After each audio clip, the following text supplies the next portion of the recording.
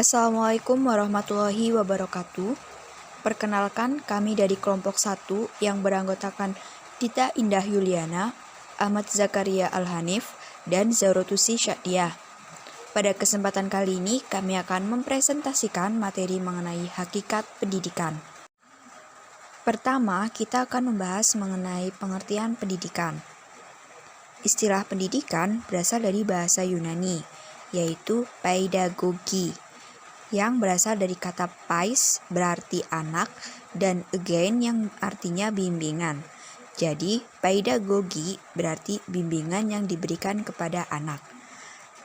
Dalam bahasa Inggris, pendidikan diterjemahkan menjadi education.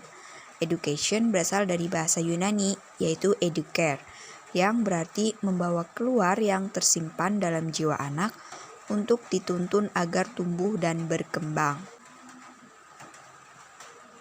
Selain itu, ada beberapa pengertian pendidikan menurut para pakar pendidikan Islam.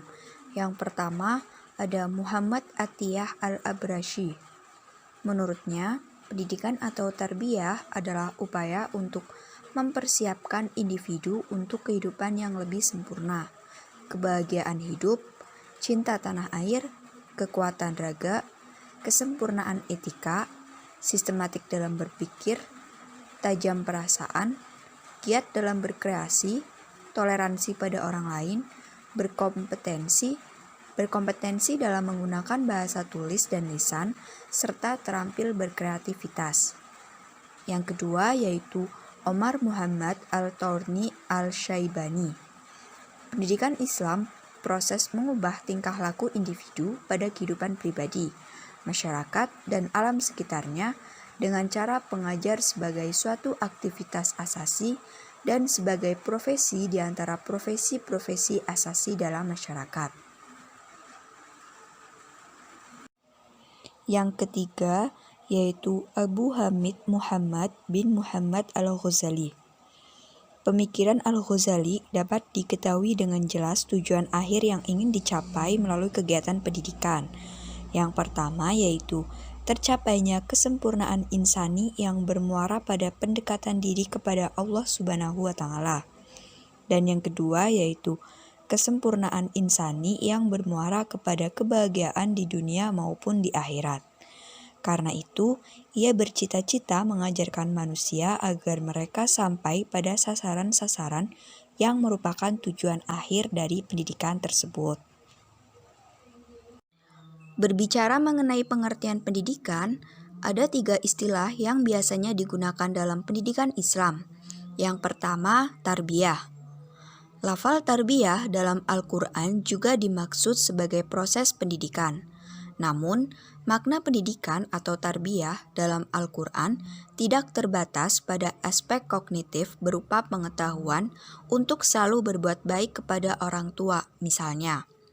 Akan tetapi, pendidikan itu meliputi aspek efektif yang direalisasikan sebagai apresiasi atau sikap respek terhadap keduanya dengan cara menghormati. Jadi, istilah tarbiyah dalam Al-Quran tidak sekedar merupakan upaya pendidikan pada umumnya. Istilah itu menembus pada aspek etika religius. Yang kedua, taklim. Abdul Jalal Fattah adalah salah seorang yang menawarkan penggunaan istilah ini. Ia mengemukakan bahwa konsep-konsep pendidikan yang terkandung di dalamnya ada 2. Yang pertama, taklim adalah proses pembelajaran secara terus-menerus sejak manusia lahir melalui pengembangan fungsi-fungsi pendengaran, penglihatan, dan hati. Pengembangan fungsi-fungsi tersebut merupakan tanggung jawab orang tua ketika akan masih kecil. Setelah dewasa, hendaknya orang belajar secara mandiri sampai ia tidak mampu lagi untuk meneruskan belajarnya. Yang kedua, proses taklim tidak berhenti pada pencapaian pengetahuan dalam wilayah kognisi semata, tetapi harus menjangkau wilayah psikomotorik dan efektif. Pengetahuan yang berada dalam batas-batas wilayah kognisi tidak akan mendorong seseorang untuk mengamalkannya. Dan pengetahuan semacam itu biasanya diperoleh atas dasar prasangka. Yang ketiga yaitu takdib. Istilah takdib ditawarkan oleh Syekh Muhammad Naguib Al-Attas. Istilah ini berasal dari kata adab pengenalan dan pengakuan tentang hakikat pengetahuan dan wujud yang bersifat teratur secara hierarkis sesuai dengan tingkatan dan derajat seseorang dalam hubungan dengan kapasitas, potensi jasmani, intelektual maupun rohani. Dengan makna ini, maka adab mencakup pengertian ilmu dan amal. Yang kedua, kita akan menjelaskan tentang hakikat pendidikan. Hakikat pendidikan tidak akan terlepas dari hakikat manusia, karena urusan utama pendidikan adalah manusia. Wawasan yang dianut oleh pendidik dalam hal ini guru tentang manusia akan mempengaruhi strategi atau metode yang digunakan dalam melaksanakan tugas-tugasnya. Di samping itu, konsep pendidikan yang dianut saling berkaitan erat dengan hakikat pendidikan. Berikut beberapa asumsi dasar yang berkenaan dengan hakikat pendidikan yang dinyatakan oleh Rakajoni sebagai berikut. 1. Pendidikan merupakan proses interaksi manusia yang ditandai oleh keseimbangan antara kedaulatan subjek didik dengan kewibawaan pendidikan. 2.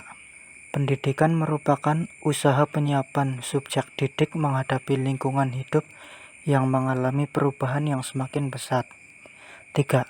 Pendidikan meningkatkan kualitas kehidupan pribadi dan masyarakat. 4. Pendidikan berlangsung seumur hidup. 5.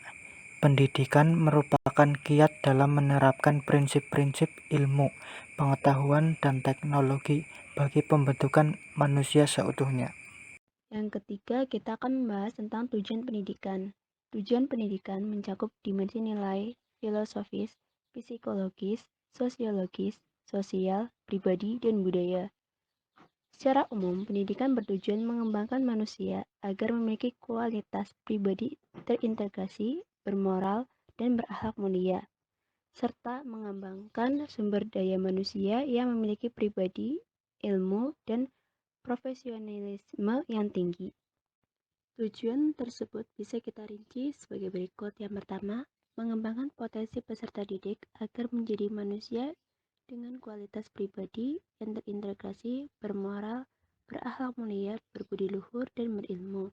Yang kedua, mengembangkan sumber daya manusia yang memiliki idealisme nasional dan keunggulan profesional, serta memiliki kompetensi bermakna untuk dimanfaatkan bagi kepentingan bangsa dan negara. Yang ketiga, mengembangkan ilmu, teknologi, dan seni dalam disiplin ilmu pendidikan, pendidikan disiplin ilmu, dan disiplin lainnya.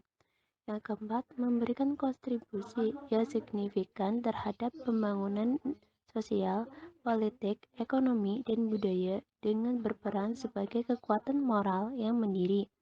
Yang kelima, meningkatkan keunggulan komparatif dan kompetitif kelembagaan. Yang terakhir, mewujudkan peran aktif dalam pembangunan masyarakat yang religius, demokratis, adil, dan makmur, cinta damai, cinta ilmu, dan bermanfaat dalam keimanan dan ketakwaan kepada Tuhan Yang Maha Esa. Tujuan tersebut bisa kita rinci sebagai berikut. Yang pertama, mengembangkan potensi peserta didik agar menjadi manusia dengan kualitas pribadi yang terintegrasi, bermoral, berakhlak mulia, berbudi luhur, dan berilmu. Yang kedua, mengembangkan sumber daya manusia yang memiliki idealisme nasional dan keunggulan profesional, serta memiliki kompetensi bermakna untuk dimanfaatkan bagi kepentingan bangsa dan negara. Yang ketiga, mengembangkan ilmu, teknologi, dan seni dalam disiplin ilmu pendidikan, pendidikan disiplin ilmu, dan disiplin lainnya. Yang keempat, memberikan kontribusi yang signifikan terhadap pembangunan sosial, politik, ekonomi, dan budaya dengan berperan sebagai kekuatan moral yang mandiri. Yang kelima, meningkatkan keunggulan komparatif dan kompetitif kelembagaan. Yang terakhir, mewujudkan peran aktif dalam pembangunan masyarakat yang religius, demokratis, adil, dan makmur, cinta damai, cinta ilmu, dan bermanfaat dalam keimanan dan ketakwaan kepada Tuhan Yang Maha Esa. Sekian dari kelompok kami. Mohon maaf apabila banyak kesalahan dan kekurangan dalam menyampaikan materi. Wassalamualaikum warahmatullahi wabarakatuh.